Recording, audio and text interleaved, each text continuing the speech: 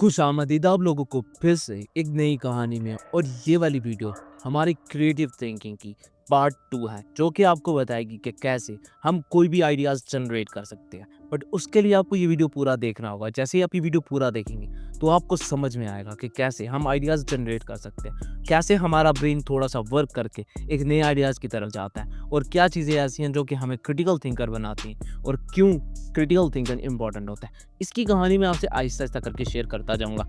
याद रहे कि इस वीडियो को पूरा देखने के बाद आपको बहुत ज़्यादा बेनिफिट होने वाला है। बेनिफिट के बगैर हमारा गुज़ारा नहीं होता है, इसीलिए हर चीज़ में बेनिफिट देखा जाता है। चाहे वो छोटी हो या बड़ी हो, हर चीज़ में बेनिफिट लाज़मी होता है। तो इस वीडियो का बेनिफिट आप लोगों को बहुत ज़्यादा होने वाला है, और वो ये कि आप कैसे कोई भी आइडिया जनरेट कर सकते हैं, कैसे अपनी क्रिटिकल थिंकिंग को एनहांस कर सकते हैं। ये 7 डेज़ जर्नी में आपको बहुत ही ज़्यादा बेनिफिट होने वाला है, जहाँ पर आप अपनी क्रिटिकल थिंकिंग को एनहांस कर पाएँगे और अपने आप को बेहतर इंसान बना पाएँगे, और साथ-साथ एक अच्छे सक्सेसफुल इंसान भी बन पाएँगे। तो उसके लिए आपको वीडियो पूरा देखना होगा। और अगर आपको मेरा कंटेंट अच्छा लग रहा है तो उसके लिए आपको पता है कि क्या करना है। आपने मेरे वीडियो को करना है लाइक, और एक अच्छा सा करना है कमेंट, क्योंकि आपका कमेंट मुझे बूस्ट करता है एक नए कंटेंट की तरफ, जो कि बहुत ही ज़्यादा इंटरेस्टिंग होता है। और हाँ, सब्सक्राइब कर दो यार, क्योंकि मैं चाहता हूँ कि मेरे 1000 सब्सक्राइबर हो जाएँ, उसके बाद एक नई कहानी और एक नई जर्नी का आगाज़ हो, जहाँ पर मैं आपको बहुत कुछ नया सिखाने वाला हूँ।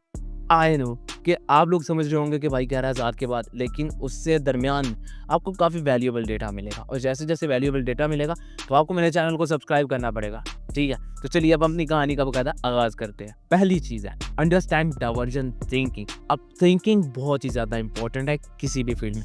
क्रिटिकल थिंकर बनने के लिए भी आपको थिंकिंग करनी पड़ती है, और ये थिंकिंग इंसान को बहुत ही ज़्यादा इम्पैक्ट में डालती है, परेशानी में डालती है, और स्ट्रेस भी देती है। लेकिन आपने क्या करना है? आपने अपने आप को बचाना है इन तीनों चीज़ों से। आपने अपने आप को रखना है पुश को, क्रिटिकल थिंकर रखना है। क्रिटिकल थिंकर बहुत ही ज़्यादा स्ट्रेस मैनेजर होता है, तो आप इसके बाद स्ट्रेस मैनेजर भी बन जाएँगे। लेकिन उसके लिए आपको कंटेंट समझना होगा कि किस चीज़ के ऊपर आप रिसर्च करें। नॉर्मली अगर आप स्टूडेंट हैं, तो आप लोग अपने टेस्ट के लिए, अपने एग्ज़ाम के लिए और बहुत सारी चीज़ों के लिए रिसर्च करते हैं। अगर आप यूनिवर्सिटी में हैं, तब भी आप यही काम करते हैं। लेकिन यहाँ पे यूनिवर्सिटी वालों का जो टाइम ज़ोन होता है, वो ज़रा-सा डिफरेंट होता है। उनकी जो थिंकिंग एबिलिटी होती है, वो टोटली चेंज हो जाती है। वो तब क्योंकि अब उनके पास बहुत ज़्यादा इन्फॉर्मेशन होती है, और वो अपनी क्रिटिकल थिंकिंग को यूज़ करके ही सवालों के जवाब देते हैं। अब यहाँ पर डाइवर्जेंट थिंकिंग का मतलब ये है कि इंसान अपने 2 ब्रेन्स का यूज़ करता है। एक नॉर्मली लॉजिक होता है, दूसरा इमेजिनरी होता है। इमेजिनरी ब्रेन हमेशा से इंसानी ज़िंदगी में इमेज बनाता आ रहा है। जो हम बनना चाहते हैं उसके थॉट्स क्रिएट करता है, और उसके बाद उसको एक पिक्चर की फॉर्म में हमारे सामने प्रेजेंट करता है। लेकिन लॉजिकल थिंकर हमारी हर चीज़ को सोचता है, समझता है, और उसके बाद हमें डिसीजन लेने में हेल्पफुल होता है। ये दोनों ब्रेन इंसानी ज़िंदगी में बहुत ज़्यादा इम्पैक्ट डालते हैं। हम लोग इनका यूज़ बिल्कुल नहीं करते। अब आपने इनका यूज़ भी करना है। नंबर 1, लॉजिकल थिंकिंग को हमेशा से ऑन रखें। अब उसके लिए आप मैथ के कुछ सवाल कर सकते हैं। मैथ के सवाल करने के बाद आप अपने आप को मज़ीद बेहतर समझेंगे। लेकिन याद रहे कि आपने आसान से सवालों को पहले हल करना है, और उसके बाद टफ की तरफ जाना है, क्योंकि मैथ एक ऐसी चीज़ है जो कि लॉजिकली क्रिटिकल थिंकिंग को ऑन करने में बहुत अहम किरदार अदा करती है। अगर आप आसान से जाएंगे तो आप इजीली चीज़ों को समझ पाएंगे, मैनेज कर पाएंगे। आप विजुअलाइजेशन की बात करो तो आप वहाँ पे अपने लिए इमेज बना सकते हैं। कुछ भी सोच कर उसकी पिक्चर क्रिएट कर सकते हैं। आप विजुअलाइजेशन बहुत ही ज़्यादा इम्पैक्ट डालते हैं एक आम आदमी की ज़िंदगी में, लेकिन हम लोग इस चीज़ को नहीं समझते। इसके लिए आपको एक आसान सा तरीका ये बताता हूँ कि जब भी आप अपना फ्यूचर सोचते हो, तो आप उसके लिए पिक्चर विजुअलाइजेशन किया करो। अगर आप कोई काम स्टार्ट करना चाहते हैं, तो आप उसके लिए विजुअलाइजेशन किया करो, क्योंकि विजुअलाइजेशन आपको हेल्प आउट करती है कि कैसे आप चीज़ों को अच्छे तरीके से मैनेज करके समझ सकते हैं। नेक्स्ट चीज़ है डिफ़ॉल्ट मोड नेटवर्किंग। अब ये बहुत ज़्यादा इम्पैक्ट डालने वाली है। वो इस तरह, क्योंकि हम जब नॉर्मली थिंकिंग कर रहे होते हैं तो हमारा ब्रेन इतना ज़्यादा एक्टिव नहीं होता, लेकिन यहाँ पर इस स्टेप में हमारा ब्रेन काफ़ी ज़्यादा एक्टिव होने वाला है। वो हमेशा से एक ऐसे थॉट्स में घूम रहेगा जिसकी हमें बहुत ही ज़्यादा वैल्यू है।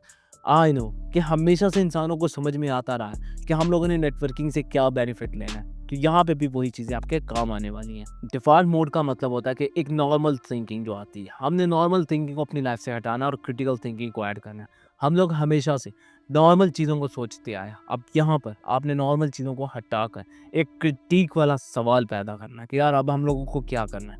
अब जब जब आप लोगों को समझ में आने लगेगा, तब तक चीज़ें आप लोग खुद ही अरेंज करेंगे। मैंने ये चीज़ें तब एनालाइज़ करी थी जब मैं अपने बिज़नेस को स्टार्ट करना चाह रहा था। अब क्योंकि बिज़नेस स्टार्ट करने के लिए बहुत ज़्यादा क्रिटिकल थिंकर होना पड़ता है, तो मैंने अपने ऊपर काम करना स्टार्ट किया। तो अब मच बेटर हो चुका हूँ और मैं एक चीज़ को नॉर्मल मोड से नहीं सोचता, बल्कि बहुत ही क्रिटिक वाले मोड से सोचता।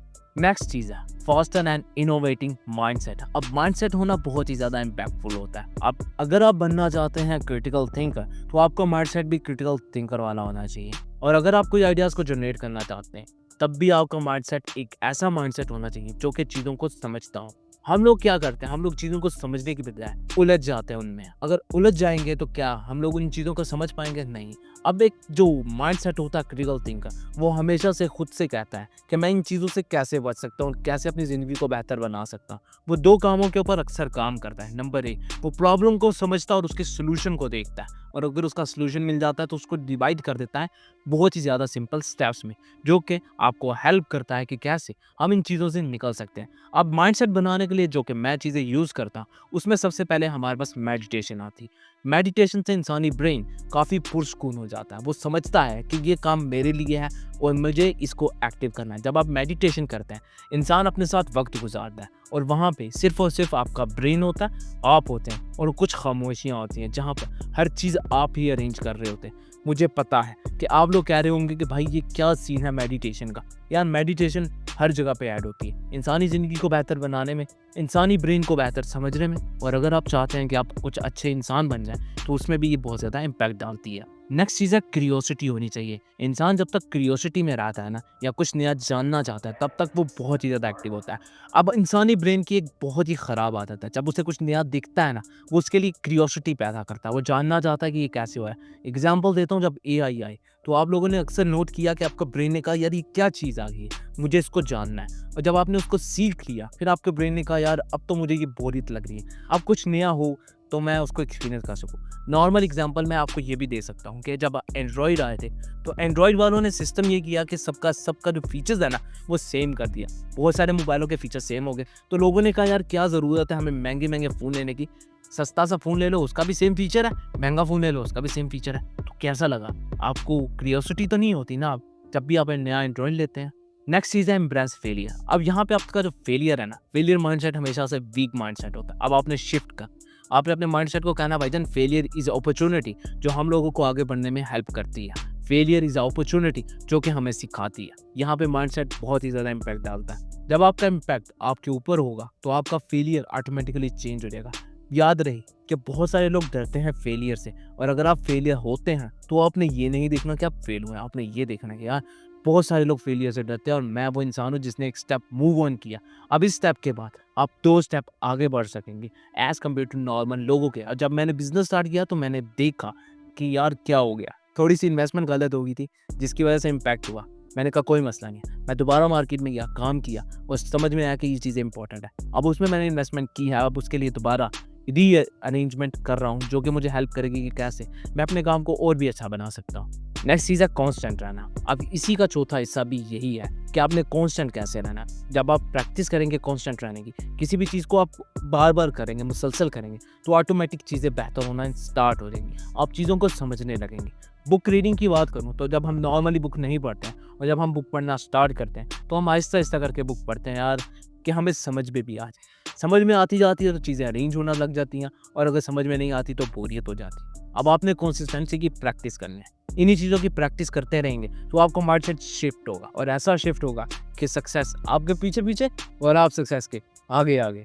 नेक्स्ट चीज़ है एंगेज बोथ ब्रेन हेमिस्फीयर। अब ऐसा है कि आपने दोनों ब्रेनों को अपने लिए यूज़ करना। मैंने आपसे कहा था कि इंसानी ब्रेन में 2 ब्रेन होते हैं, जो कि एक एनिमेट कर रहा होता है और दूसरा लॉजिकल होता है। तो आपने इन दोनों को यूज़ करना है कि कैसे आप चीज़ों को अरेंज कर सकते हैं और कैसे हम नया आइडिया जनरेट कर सकते हैं। जब आप इन दोनों को यूज़ कर रहे होंगे ना, तो नए-नए आइडियाज़ जनरेट होंगे। अब आपने क्या करना है, आपने उन आइडियाज़ को लिख लेना है। अब जब वो आइडियाज़ नए होंगे, तो चीज़ें भी नई होंगी, स्टेप्स भी नए होंगे। अब वही स्टेप आपको हेल्प आउट करेंगे कैसे आप नई चीज़ों को अरेंज कर सकते हैं। नॉर्मली बात कर लेता हूँ एंड्रॉयड की। जब एंड्रॉयड मार्केट में आया, तो बहुत सारे एंड्रॉयड हो गए, तो सबने सोचा कि क्या करें, यार ऐसा करते हैं कुछ शिफ्ट लेकर आते हैं। अब आपको मैं कुछ एग्जांपल दे रहा हूँ, और वो ऐसे कि लाइक हुआवे आया, हुआवे का सिस्टम चेंज हो गया, हार्मनी ओएस हो गया, लेकिन अभी भी उसका जब आप इंटरफेस देखेंगे वो सेम लाइक आपको एंड्रॉयड की तरह मिलेगा। अब एंड्रॉयड में एक और फ़ोन आया नथिंग, उसका भी समहाउ आपका इंटरफेस सेम है लेकिन चेंज है।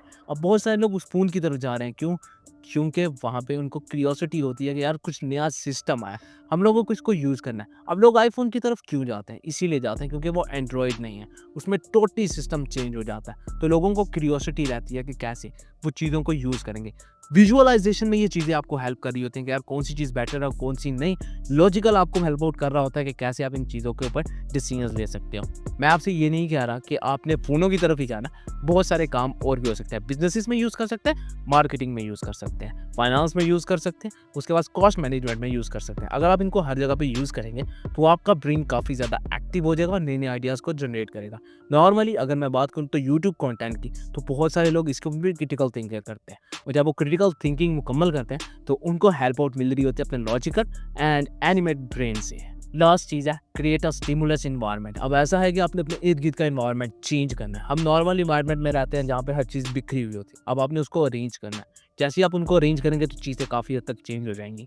एक और चीज़ जो आपने चेंज करनी है और वो ये कि आपने अपने इर्द-गिर्द सिर्फ़ और सिर्फ़ बुक्स रखनी है। बुक्स पढ़ने से बहुत सारे इंसानी ब्रेन को हेल्प आउट मिलती है कि कैसे वो क्रिटिकल थिंकर बन सकता है और कैसे नए आइडियाज़ को जनरेट कर सकता है। मैंने ये पर्सनली एक्सपीरियंस किया था तब जब मुझे बुक रीडिंग का बहुत ज़्यादा शौक हो गया था। एक ऐसी क्यूरियोसिटी हो गई थी कि मैं बुक के बगैर रह नहीं जा सकता और अब मुझे वही आदत ख़राब हो गई है। अब मैं बहुत ज़्यादा फ़ोन यूज़ करता हूँ जो कि मेरी ज़िंदगी में बहुत ज़्यादा इम्पैक्ट डाला है और आहिस्ता-आहिस्ता करके मैं इससे भी डिस्कनेक्ट हो रहा हूँ। तो अगर आप इन स्टेप्स को फ़ॉलो अप कर लेते हैं, तो यकीन मानिए आप काफ़ी अच्छे इंसान बन जाएँगे। काफ़ी अच्छे इंसान बनने के साथ सक्सेसफुल इंसान बन जाएँगे। पर याद रहे अपने इर्द-गिर्द के माहौल में बुक्स लाज़मी शामिल करिएगा। तो अगर आप लोगों को मेरा कंटेंट काफ़ी ज़्यादा अच्छा लगा है, तो आपने मेरे को बताना है लाज़मी कमेंट बॉक्स में, क्योंकि आपका कमेंट मेरे लिए काफ़ी ज़्यादा वैल्यूएबल होता है। और उसके बाद आपने मेरी वीडियो को करना है लाइक और लाज़मी मेरे चैनल को सब्सक्राइब कर देना। कर दो यार, 1000 सब्सक्राइबर की तो बात है। उसके बाद कहानियाँ काफ़ी ज़्यादा इंटरेस्टिंग होने वाली है और कुछ नया मैं भी सीखने को आपके लिए लेकर आ रहा हूँ। साथ-साथ और अगर आप चाहते हैं कि आप भी क्रिटिकल थिंकर बन जाएँ, तो आपको नेक्स्ट आने वाली 5 वीडियोज़ भी देखनी होगी और उसके बाद आपकी ये प्लेलिस्ट आपको हेल्प आउट बिल्कुल करेगी। अगर नहीं करेगी तो वापस आइएगा, मुझे बताइएगा कि भाई मेरे लिए ये बिल्कुल बेनिफिट नहीं हुई है। फिर मैं आपको बताऊँगा कि मिस्टेक कहाँ पर हुई। पर्सनली आपको गाइड करूँगा, क्योंकि ये भी इम्पोर्टेंट है। फिर is the pretty much end of today's and I will catch you in the next